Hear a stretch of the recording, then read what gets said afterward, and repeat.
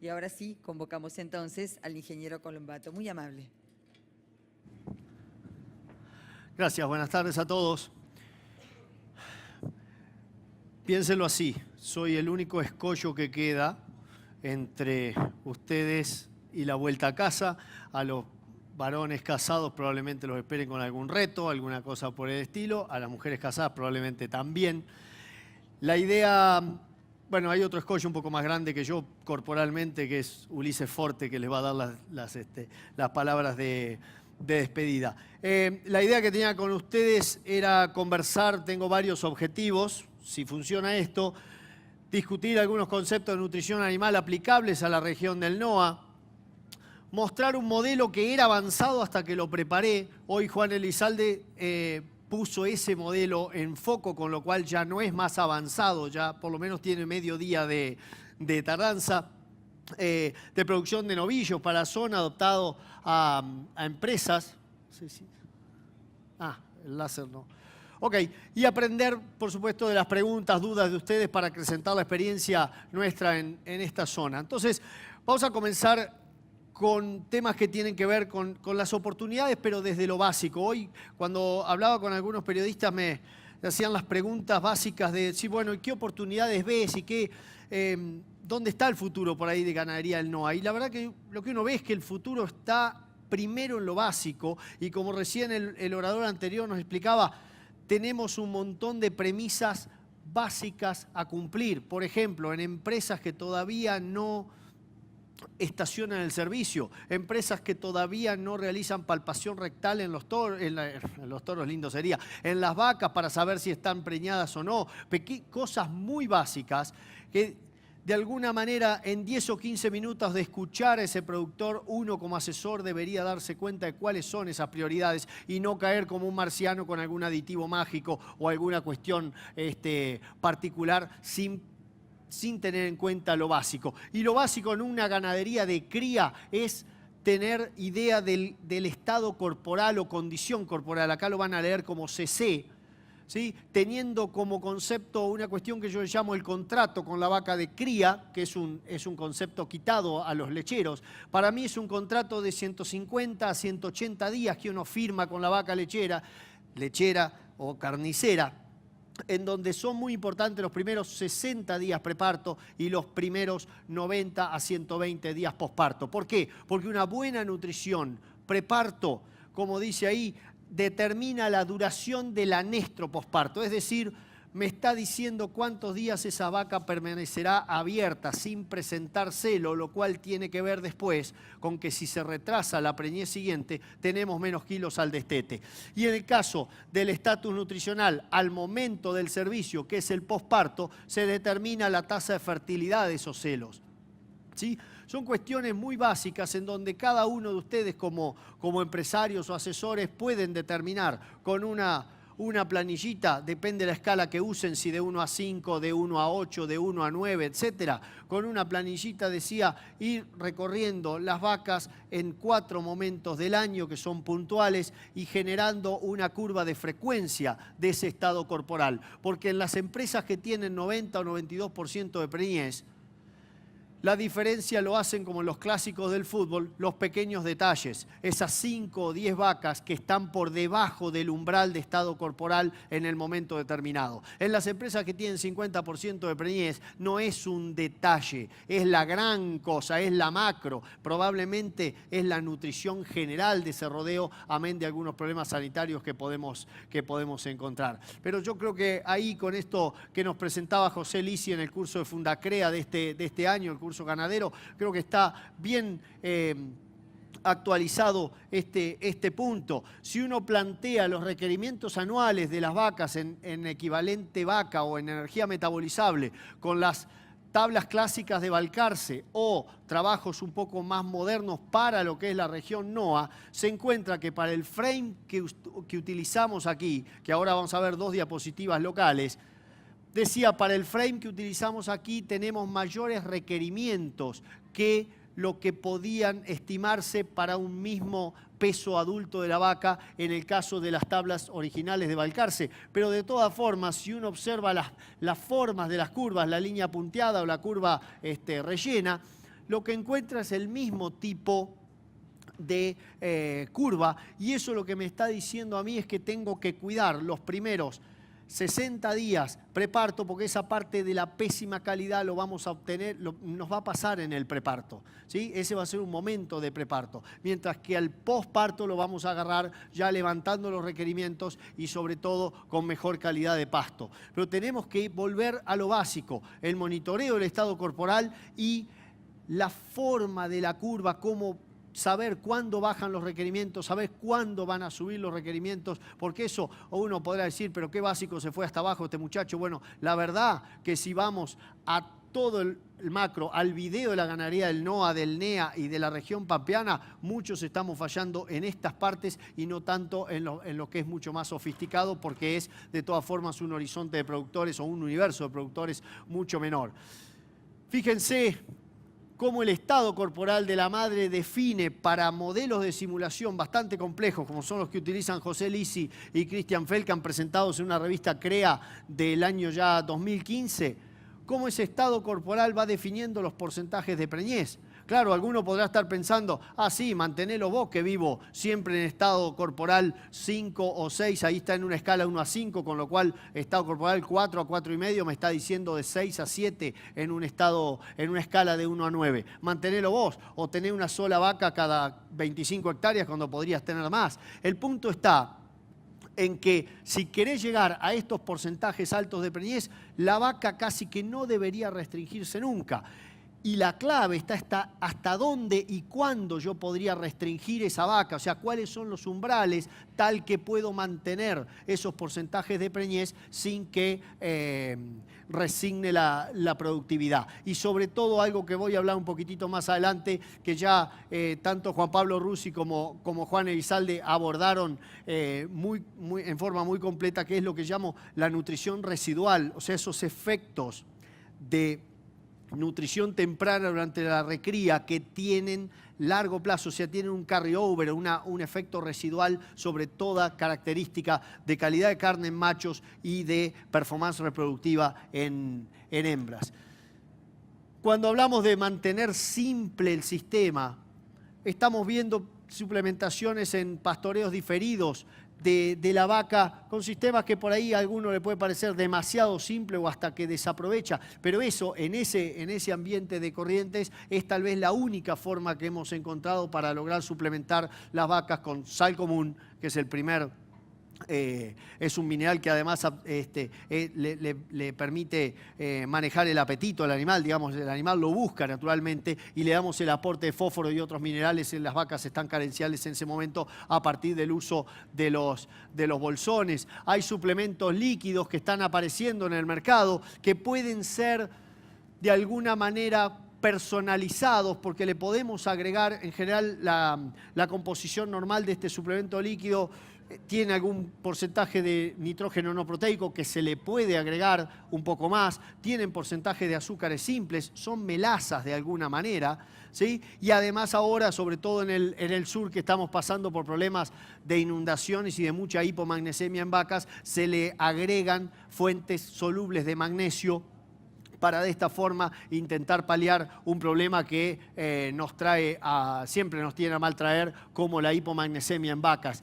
Para suplementaciones líquidas hay planteos desde los más simples hasta los más complejos. Fíjense este naranja nomás, eso que ven ahí, esa cajita negra es como un cassette que va rodando y que la vaca con la lengua simplemente lo va dando vuelta y eso corre por la parte azucarada de abajo y entonces la vaca permanentemente tiene el acceso al suplemento. No una sola, ¿no? Tiene que haber rotación claramente, por eso no es que pones uno de estos cada 300 vacas. Acá hay un planteo bastante casero, ¿sí? Inclusive el can está presente acá para que ninguna vaca se arrime, cosa que es un claro problema para la suplementación, pero en esos sistemas así más caseros es un bidón tipo bebedero, se acomoda decía el suplemento líquido y estas vacas lamen en estos dos cassettes que tienen acá que van rodando y que mantienen el suplemento líquido. Estos son tipos de suplementos que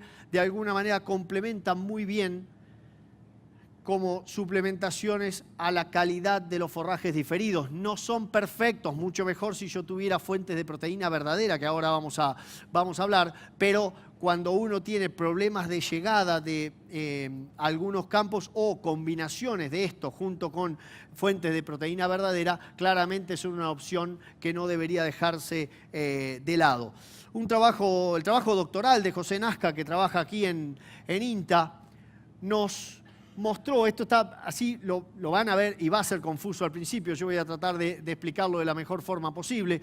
Estos son resultados de modelos de simulación de sistemas completos del noroeste argentino, o sea, de esta región del NOA, para planteos de ciclo completo, que es lo que dice acá como whole cycle, cow-calf, que sería vacas de cría, lo que está en el medio, y sistemas de engorde, para 4 tipos de frames de vaca diferentes, un frame 3, un frame 4, un frame 5, y esto que aparece como AFR es el tipo de frame predominante en la zona, de acuerdo a todas las entrevistas de tipo semiestructurado que llevó a cabo José Nazca durante su trabajo doctoral. Lo que les pueden ver acá, y solamente les pido que concentren su atención en los 4 puntos de la cría, que es esto del medio que les estoy mostrando aquí.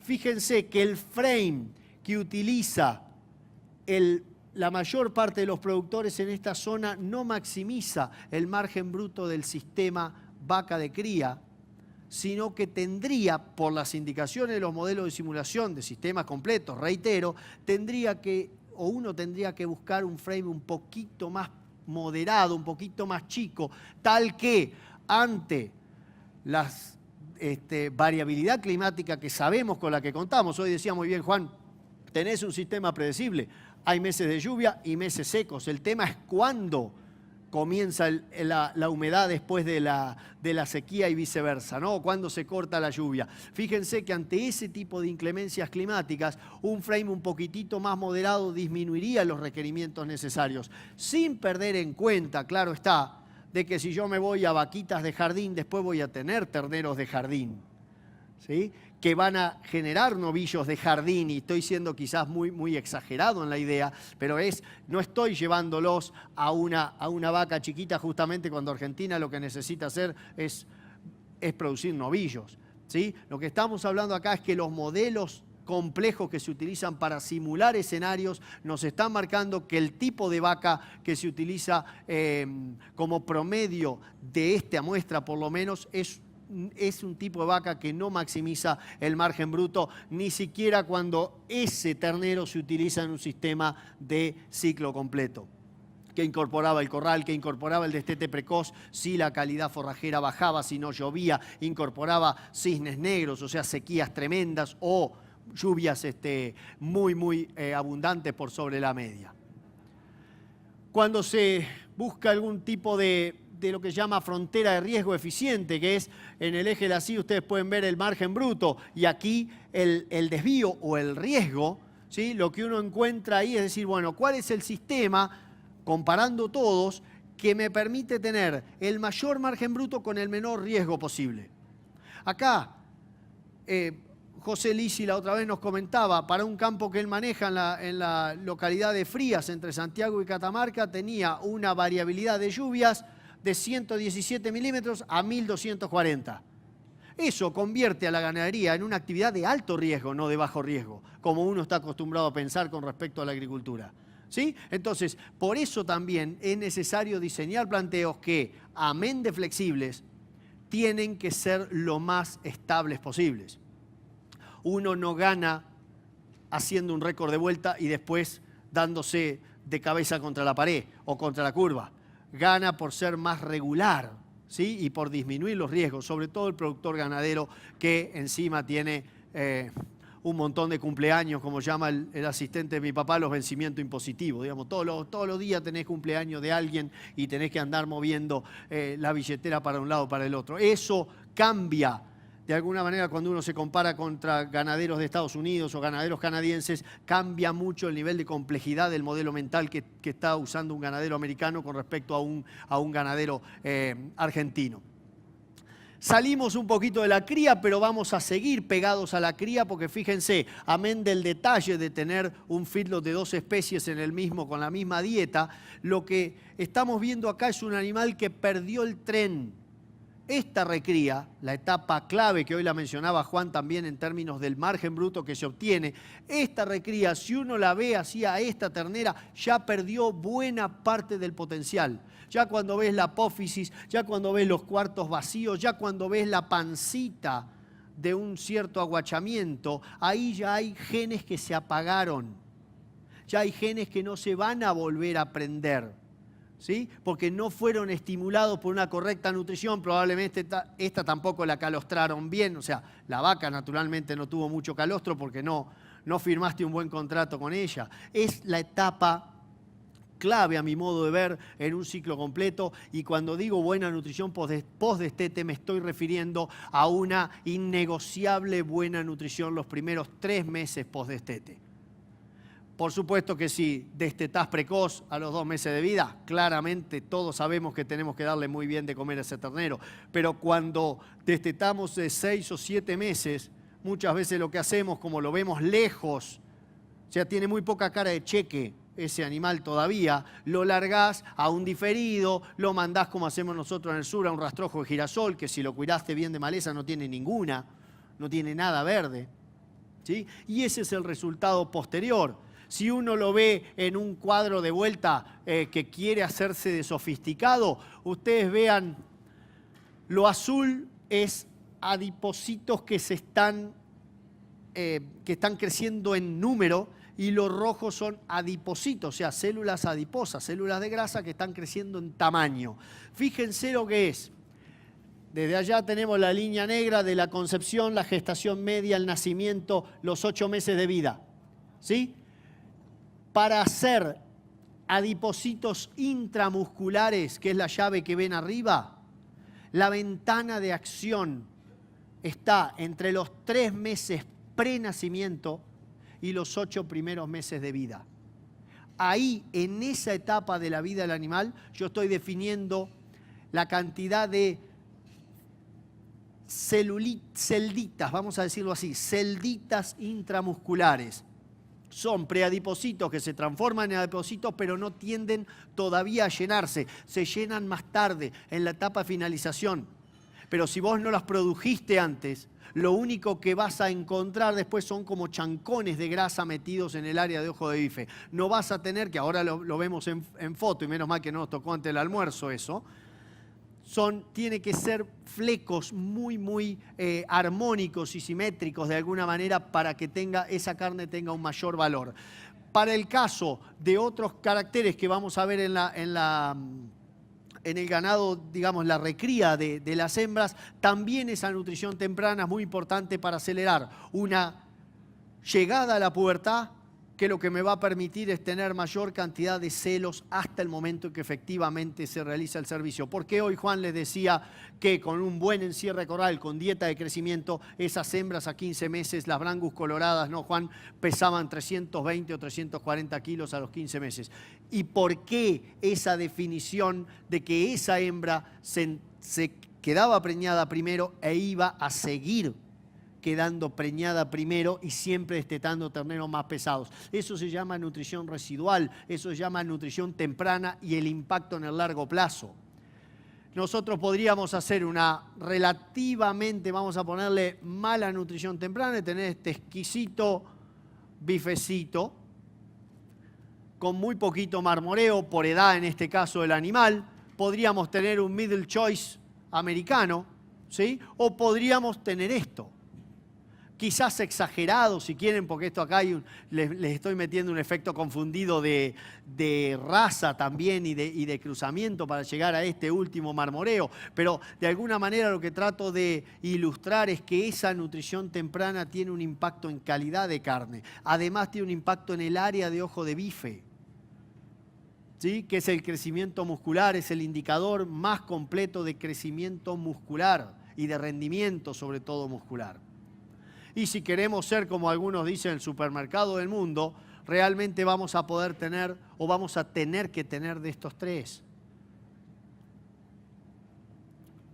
Esto es en hembras de reposición. Este es un trabajo americano de muchos años, ¿sí? Repetido muchos años, en donde lo que se observa aquí es la tasa de retención en el rodeo, ¿sí? Lo tiene ahí en el eje así, y la edad de la vaca.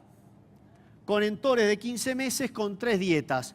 La gris clarita que está ahí arriba y una gris clarita que está abajo de esa línea negra son suplementaciones pastoriles sobre pastizales naturales americanos no tan buenos. Lo que cambia es el tipo de proteína, la calidad proteica que se le da en la recría de esa vaquillona. Hasta los 15 meses se entora y después nunca más se la suplementa. O sea, siguen como vacas. La diferencia es solamente ese tratamiento inicial de nutrición temprana. Lo negro es una dieta de feedlot que a mi gusto, pero esto es completamente por ahí soberbio de mi parte decirlo, a mi gusto le faltaba un poquito de proteína. ¿Sí? Probablemente a esa dieta se la podría haber mejorado un poco. Pero fíjense ustedes cómo la calidad proteica incrementó significativamente y en gran medida, porque biológicamente también esto es significativo, incrementó la tasa de retención de esas vaquillonas en el rodeo. Parte de mis costos fijos de la cría es la recría de las vaquillonas. Quizá el mayor costo, sobre todo cuando estás hablando de 15 meses o 18 meses. Entonces, ¿por qué, si todavía no se pagó, la tengo que rechazar? ¿Sí? Tendríamos que hacer algún tipo de esfuerzo en esa recría, en esa suplementación que me permita a mí tratar de maximizar esa permanencia de animales recriados por mí en mi rodeo. Bueno, de esto Juan ya se los dijo con meridiana claridad en cuanto a lo importante que es el aporte proteico en estas recrías. Estos son resultados de muchos trabajos, principalmente hechos en hemisferio norte, pero validados acá con trabajos en Colonia Leales, en Colonia Benítez, en INTA Leales, en Salta, etcétera, aquí en la región del NEA y NOA, en donde por ahí claramente hoy hablaba él de 0,5 a 0,7%. El concepto de todas formas es menos es mejor. Cuando tu limitante es proteína, tenés que lograr cubrir ese requerimiento de proteína, sobre todo de proteína degradable en rumen, y después pensar en otro tipo de proteína. No irte mucho con la energía, porque no solo podés tener el riesgo de bajar el margen de esa recría, sino que cuando está consumiendo ese animal una fibra de baja calidad, al incrementar la energía en la dieta y generarse una mínima caída en el pH ruminal, la digestibilidad de esa fibra de baja calidad se altera enormemente, o sea, se desfavorece mucho más rápido que si la calidad de la fibra fuera buena. Vamos, hago un ejemplo para ver si me puedo explicar mejor. Tenemos un Gatton diferido o un ryegrass vegetativo, ¿sí? Misma época es posible tenerlo. Si yo bajo el pH por debajo de 6,2 en el rumen de una vaca, la digestibilidad de la fibra del Gatton casi cae a 0, de la fibra de ese gato. Mientras que la del ryegrass, el pH del rumen puede bajar hasta 5,8, 5,9, que es mucha baja, ¿sí? El ryegrass o ese pasto vegetativo se aguanta más suplementación con energía sin deprimir su digestibilidad en la fibra, mientras que el forraje de baja calidad, ¿sí?, se termina afectando mucho más rápido. Por eso el concepto, como para uno quedarse con una muletilla, es, mire, si la calidad no es buena, menos es mejor. Estos son trabajos también de maíz más harina de soja, maíz o harina de soja sola, o el control. O sea, en muchos casos, nos pasa en Uruguay también, sin que esto sea una región similar, no suplementamos nada, los sacamos a los terneros en marzo, los vamos a buscar en septiembre y pesan 20 kilos menos que lo que los saqué en marzo. Eso financieramente te mata. No aumentaste en nada tu facturación y perdiste todo ese tiempo, más el efecto residual si eran vaquillas de carne, ¿sí? La suplementación, como hoy también les comentaba Juan, pueden, sobre una base de silaje de sorgo, miren todas las opciones que uno podría utilizar y prácticamente todas las tienen acá. Faltaría por ahí utilizar poroto negro de descarte, ¿sí?, como una opción más y ver qué sucede. Soja cruda no está acá. para un animal adulto la soja cruda no es un problema en la medida que uno maneje el límite de inclusión. Pero no hay un problema de desactivación o una necesidad de desactivación. La soja cruda, el factor antinutricional que joroba tanto a los cerdos, a las aves, es una proteína muy chiquitita que cuando entra el rumen, las bacterias no le preguntan si es antinutricional o no, la reconocen como proteína. Se la comen y después, sorry, no sabía que eras antinutricional. Ya está, se comió esa proteína y la aprovechó. Ahora, el tema con la soja cruda es que si uno se pasa con el nivel de inclusión, ya está incluyendo mucho lípido, ¿sí? Mucha grasa en esa ración, amén de que los carbohidratos de la soja son algo tipanizantes y pueden generar problemas, ¿sí? Entonces, no hay, sin pasarse por el del nivel de inclusión, no hay problema con soja cruda. También sistemas más simples, ¿sí? Sistema de autoconsumo, esto lo estamos haciendo en zonas que hoy tenemos agua por todos los wines y el barro es nuestro principal enemigo. Yo les quiero mostrar nomás los hilitos que ya los conocen. Ahora, no confundir esto, un sistema simple, con un sistema en donde vos le das la plata y los animales se compran lo que quieren. O sea, yo tengo que seguir siendo quien maneje esa nutrición. ¿Me gusta estos sistemas para dar proteína? Sí, porque tienen, en este caso particular no, pero muchos de estos tienen tapitas. Y entonces lo que a mí me gusta es que yo puedo hacer suplementación de tipo infrecuente, sobre todo en campos grandes con proteína. Se puede dar los lunes, los miércoles y los viernes, en lugar de dar todos los días. ¿Sí? Que la idea o la pregunta ¿cuál es? ¿Se puede ganar lo mismo laburando menos? Y sí, si lo manejás bien, sí. ¿Cuál es parte de los secretos? Y que si vos tenías que dar 1 kilo por día, eran 7 kilos en la semana, bueno, fraccionámelo en 3 porciones. Los lunes, los miércoles y los viernes. Con proteína. Hay algún ensayo que lo ha hecho con grano también, pero es más peligroso porque el potencial existe que generes acidosis el lunes, anorexia el martes, acidosis el miércoles, anorexia el jueves, que es un ciclo que no termina dándonos resultado negativo. La suplementación infrecuente es interesante. Fíjense, hoy cuando hablamos con algunos periodistas, si hacen una encuesta entre los productores, y probablemente lo podríamos hacer acá, y preguntamos cuál es el talón de Aquiles, cuál es el factor limitante que ustedes encuentran en la producción, y muchos de ustedes van a responder personal.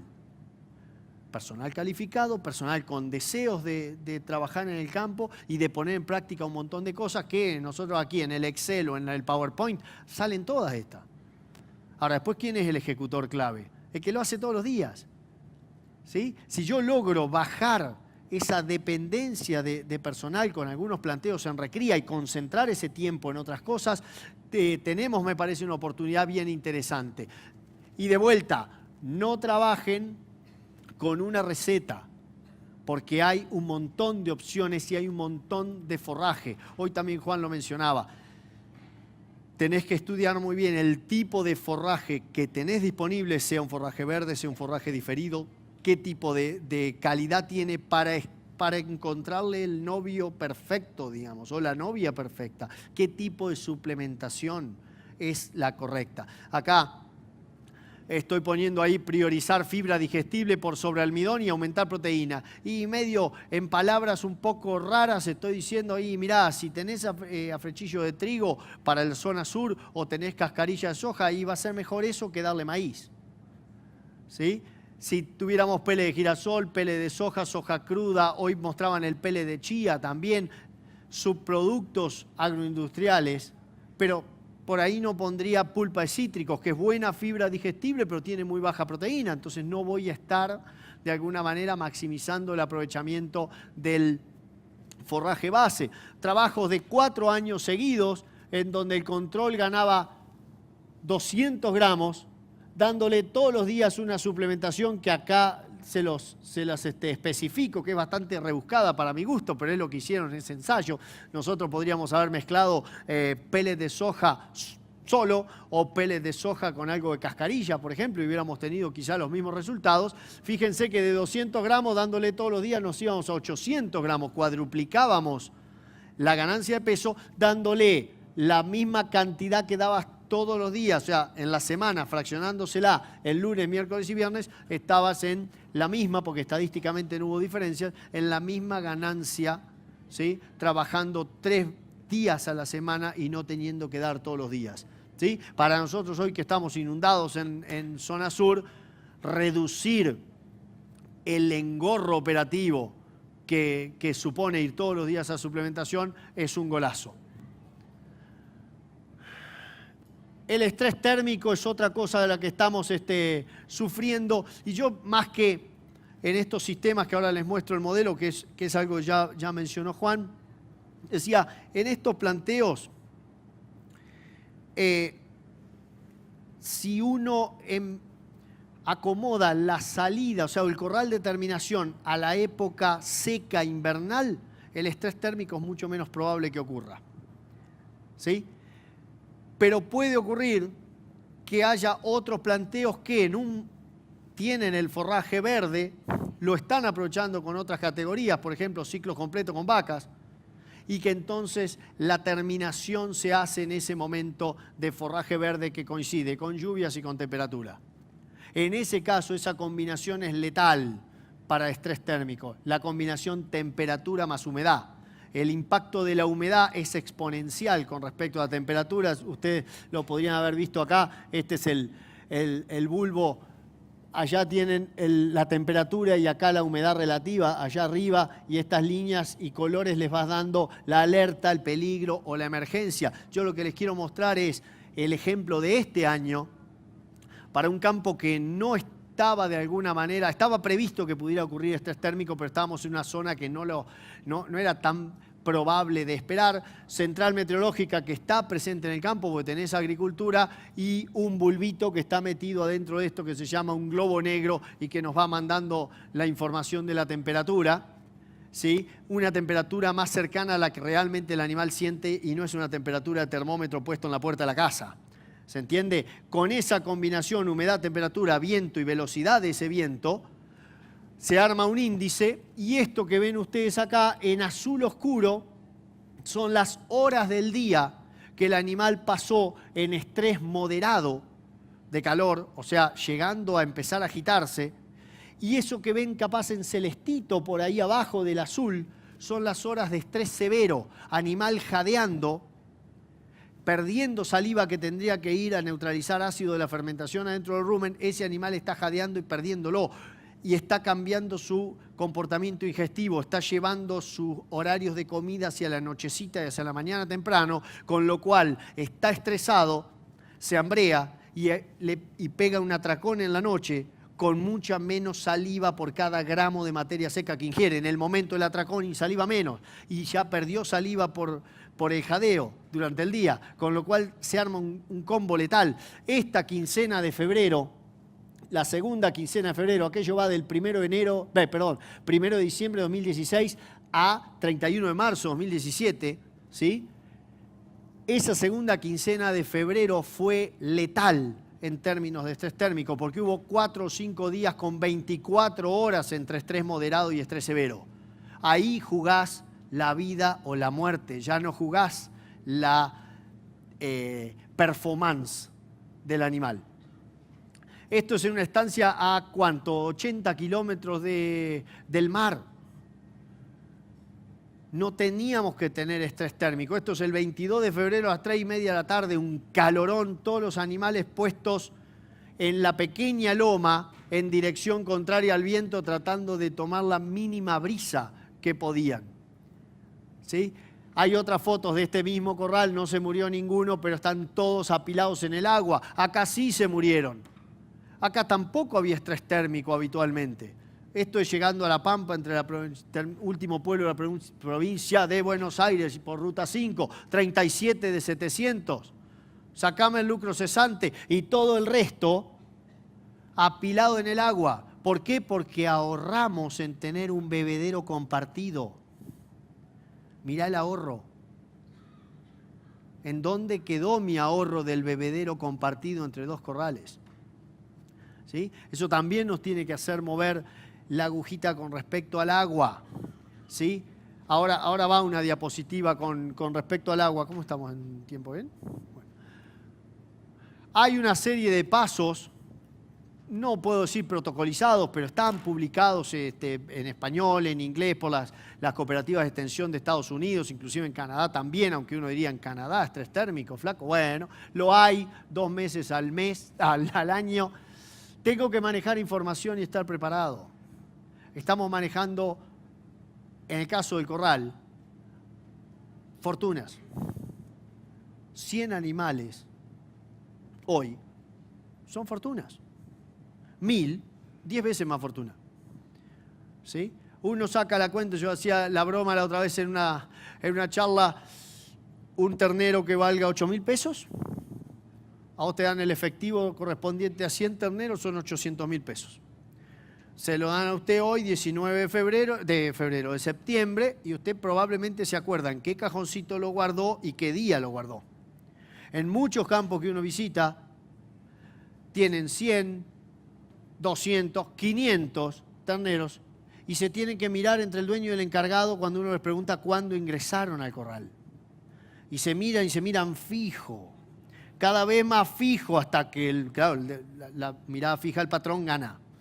Entonces está más cerca del martes que del miércoles, si estaba la duda ahí en esos días. Pero estás administrando una enorme fortuna y no sabés cuándo los encerraste. Y después me querés decir cuánto ganaron de peso, cuánto fue la conversión y si realmente fue un negocio eso. ¿Sí? Muchos de nosotros no lo hacemos. Manejar la información con esto que es tener pronóstico a 72 horas. Si hay pronóstico de 10 minutos, me pusiste ahí. Bueno, si hay pronóstico, decía, de ola de calor, empezar a trabajar con asegurar el consumo de agua suficiente. Tener sombra, pero buena. Ahora vemos alguna fotito. La sombra de ponerse tiene que ser buena. Asegurar la sombra animal y no poner un placebo. Que 2 se queden a la sombra y todo el resto ahí al solazo. Espaciar las comidas, ya no 50 y 50. Cambiar la proporción de la comida que se da a la mañana y a la tarde y volcar casi todo hacia la tarde. Cita. Porque el animal come y a las 4 o 5 horas le viene el calorón de la comida, entonces que le agarre con una mínima un poquito más bajo. Claro está que si viene pronóstico de que no va a bajar la mínima, el problema está. Por eso hay que tratar de bajar la energía y reducir el consumo. ¿Sí? Inclusive muchas veces le ponemos más fibra a la ración, es contralógico, pero estoy de vuelta jugando la vida de ese animal. Le pongo un poquito más de fibra y le reduzco el consumo. Bajo la probabilidad de acidosis, pero se salva. Subir el suplemento mineral y utilizar aditivos. Se van a venir aditivos basados en extractos, ya los usamos en México, por ejemplo, y en otros países, pero sobre todo en México, en Sonora, donde son extractos de plantas que se combinan con los aditivos que habitualmente utilizamos y son vasodilatadores periféricos y que estimulan consumo de agua. Entonces empiezo a tener como una suerte de cooler, ¿sí? Recircula un poquitito más de agua. Para eso tengo que tener agua, claro. Y no mover el ganado después de las 9 de la mañana. Acá tal vez me dicen a las 8 y también no mover el ganado, no transportar ganado de día. ¿Sí? Estas dos cosas son claritas y los errores que solemos cometer con eso. El agua. Toda esta zona, pero una vasta zona, provincia de Buenos Aires, sur de Córdoba y parte de Santa Fe, tiene calidad de agua que no es ideal. No voy a poner agua mala. No es ideal. No la tenemos analizada. Si hay un nutriente importante en el feedlot, es el agua. El animal en estrés térmico puede tomar el 15% de su peso. Sin estrés térmico toma el 10% de su peso. Es el nutriente más importante. Si no toma 3 a 4 litros de agua por cada kilo de materia seca que ingiere, no come. ¿Sí? ¿Y cuántos de ustedes tienen análisis de agua hecho? Solamente si tenés un historial de agua con altísimos sulfatos, un gusto podrido que no sabés de dónde viene, que entonces lo analizás, o si haces agricultura y querés corregir el problema de los carbonatos y esas cosas que tienen que corregir en agricultura. Pero es muy importante tener análisis de agua, es el principal nutriente, y que el agüita te así de limpita. Porque como a nosotros nos gusta tomar agua fresquita y limpita a los animales, sobre todo cuando están en estrés térmico. Ups, Dios, disculpa. No hay que toser cuando uno tiene un micrófono tan cerca. Es una enseñanza que debía saber. Eso para mí es una sombra buena. Para corrales chicos, corrales de no más de 90 cabezas. Trazabilidad individual. En estos corrales, este tiene 17.000 cabezas, se llama Rancho el 17 en Hermosillo, Sonora. ¿Sí? La antesala del infierno. Ahí nomás está Arizona, todo hembra, el machito se vendió 180 kilos, vivo a la frontera americana. Quedó la hembra con otra tecnología, con otras razas, con otro frame. Esto se logra, esto le falta todavía unos 10 días para salir, se barre el corral. Pero fíjense el tipo de sombra que utilizan. No es tan permeable a los vientos, a inflarse, tiene cómo flamear sin que el viento la complique. Es un material plástico, no es una chapa de zinc, claramente, e intenta para esas 90 cabezas proyectar muy bien la sombra en el momento mayor incidencia. Acá no hay tanto estrés térmico como un poquito más abajo en Sinaloa, porque acá hay 20% de humedad. ¿Sí? En Sinaloa hay estrés térmico y del otro también, pero tenés 35 grados con 70% de humedad. Ahí se genera un gran estrés y bueno, por supuesto, si te quedás en el medio de un tiroteo también te genera muchísimo estrés. Bueno, el modelo de alta producción, que pomposamente yo lo había nombrado así, es el modelo que presentó Juan como un modelo superador y que me encanta que él haya presentado eso porque me da de alguna manera una seguridad ahora que lo estaba presentando que es fuera de serie para mí. Realmente agradezco que eso haya pasado. Es un sistema que se está desarrollando cerquita de aquí en la localidad de Pozo Hondo, en Santiago del Estero, cerca de la localidad de Pozo Hondo, basado en ciclo completo más algo de invernada de compra, un corral de recría en la temporada seca, pastoreo de gatón y luego corral de terminación, en donde podemos obtener novillos, una proporción pueden ser mej, ¿sí? el macho entero joven, en menos de un año de invernada. La vaca puede aprovechar algún diferido extra con suplementación proteica y el modelito por ahí abajo se ven con los pesos, la compra de Hacienda mayo, junio, julio, el peso mínimo por ahí que fijamos es 170, pero eso va a depender mucho de una oportunidad de la compra. Salir en noviembre o en diciembre depende de cuándo pique la lluvia y atrás de eso, como también mencionaba Juan, la tasa de crecimiento del gatón, para aprovechar entre 3 y 4 meses de pastoreo y tener una salida de prácticamente 360 kilos a la salida de febrero, como para meter ahí un corral de terminación y buscar un novillo que en un año prácticamente de invernada lo estemos sacando con 450, 460 kilos. Todo va a depender de las ganancias de peso en recrías que están fijadas en 700 a 750 gramos como un piso, ¿sí? Una ganancia en pastoreo que no supera los entre 500 y 600 gramos, se le pone una carga muy alta al gatón para tratar de talarlo y comerse todo lo que pueda hacerse, y luego una terminación a corral, en donde el modelo nutricional es este tipo de modelo. Acá hay algunos gráficos, por allá atrás están los dos administradores del establecimiento discutiendo algunos aspectos en ese momento conmigo el año pasado, con una base de pellets de soja por los 2 primeros meses. Por eso que yo les decía la nutrición temprana, esos primeros meses post-destete, ese animal va a venir destetado. Luego una base de silaje de maíz con soja cruda o rechazo de poroto negro como proteico y aporte mineral, que es lo único exógeno que se compra. Y el corral de terminación va a tener adaptación de rollo de gatón por 2 días, luego dieta base grano, silaje, soja cruda y urea. El silaje también podría ser de gatón, eso lo estamos sacando de trabajos que hemos hecho con José Roqui en Santiago del Estero y publicados hace ya 2 años, en donde comparamos para 8 tipos de forrajeras subtropicales diferentes, comparamos cuál era su calidad, si la enificabas o si la ensilábamos. Ya estoy terminando, ¿sí? Y lo que veíamos era que la calidad del silaje, o por ejemplo, el gatón, pero este es el promedio de las 8 forrajeras tropicales que utilizamos, la calidad del forraje conservado como silaje era mejor en términos generales que la calidad del forraje conservado como heno. Claro está, depende del contratista, si tenemos primero y qué tipo de contratista estás utilizando para silaje, y posteriormente también depende del circo de extracción que se requiere para sacar un silaje versus la movilidad que permiten los rollos. ¿Sí? Pero eso no es que uno deja una receta o algo que queda ya preestablecido, sino que cada uno y sus circunstancias son los que terminan definiendo el modelo que mejor le cierra. Económicamente, el modelo de producción que planteamos recién a nosotros nos daba rentabilidades por etapa recría, Gatton, terminación, rentabilidades sobre el capital invertido, no capital tierra,